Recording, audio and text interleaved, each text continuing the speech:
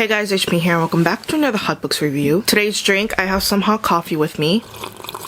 Today's book review is actually part 2 of a collab I did with another small booktuber named Nunchi. To catch you guys up to speed, if you have no idea what's going on, we have decided that from our December TBR list, we are going to recommend each other a book, and at the end of the month, we were going to do reviews on those 2 books that we suggested for each other. For my TBR list, I picked the book Bright Star, and I posted my non-spoiler review on it. So if you guys want to check that out after this video, then go right on ahead. I actually really like the book, and then when Nunchi has a chance to upload her video, I'll leave a link down below so you guys can go check her out as well. Now that we cleared that up, today's review is going to be on the book that Nunchi recommended from her December TBR list, and it is the book All of Us Villains by Amanda Foody and Christine Herman. I had no idea this book even existed until Nunchi brought it up for a collab, and turns out it's one of the most anticipated reads of 2021. So am I out of the loop once again? Definitely, but I read it, so I mean, do I get points? Do I get credit for that? This is the first book to what I assume is going to be a duology. I mean, the book can be a trilogy, but I feel like it might be a little bit of a drag, but I mean, who am I to say? For those of you who do not know, this is a fantasy young adult book, and it is basically described as Hunger Game meets magic. And let me just explain to you as why it is like described like that. First is always the cover design, and I'm going to be giving this a 3 out of 5. I think it could be worse, but it's definitely not a favorite. I do really like how the words are, okay, I don't know if 3D is the right word, but it's like textured, it's kind of bumpy, and I like that. It's just a little different. It's like part of the experience. Does that make me a little weird? I mean, I don't know, but I love how it feels.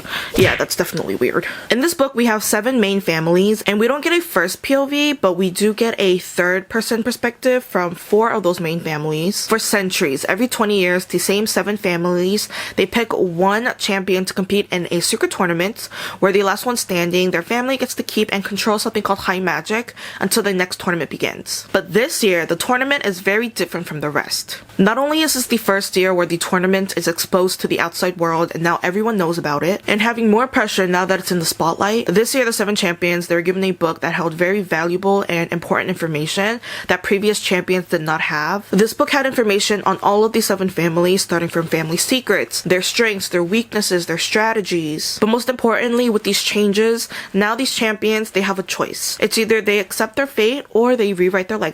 The history, world build, violence, it is pretty dark, but in the best way possible. I won't lie, it did take me a couple chapters to get into the book, but after I got over that little hump, I was invested. It does start off very slow, and we technically don't get to the tournament until legit like the middle of the book, but once that blood veil drops, it gets so good. This book involves a lot of magic, but do not fear. The authors, they do an amazing job in explaining how each of the spell works, and they also gave them very catchy and easy names to remember, so later on in the book, while you are reading and the same spell are mentioned, you easily remember what they are doing and what purpose they are used for. So for that, I'm going to be giving the plot a 8 out of 10. Now, the only main issues that I had with the book are the characters. Characters, I'm going to be giving a 3 out of 5. I think in general, I don't really have a favorite character, but if I have to pick a favorite, then it will probably be Isobel, and she is one of the 4 main perspectives that we get a look into. When I first heard the title All of Us Villains, I don't know about you, but for me, I expected the characters to be a lot more darker and a lot more morally gray than they really are. So that was a little upsetting. It just kind of felt like majority of the characters were doing this to please their families. There's definitely one character who's a lot more morally gray than the rest,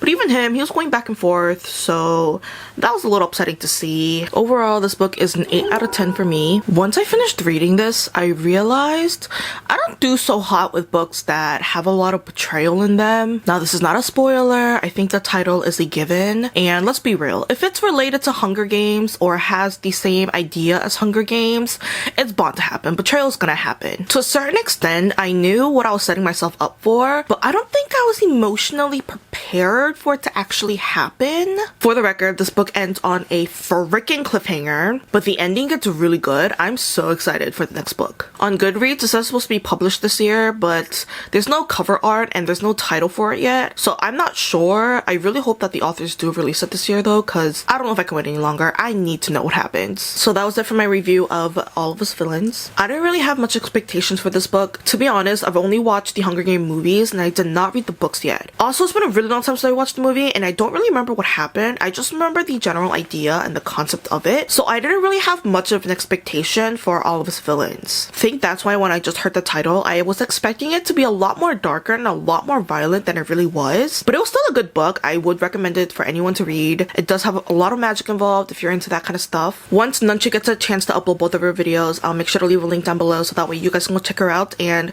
see what she thought about the books. I'm very curious to see what she thought. I love both of them very, very much. I recommend it to anyone who wants to read them, and yeah. So that was it for this video. Thank you guys so much for watching. Make sure to like and subscribe, leave a comment down below. I make sure to listen to them, and I'll see you guys next time with HB. Bye! Take it to the curb.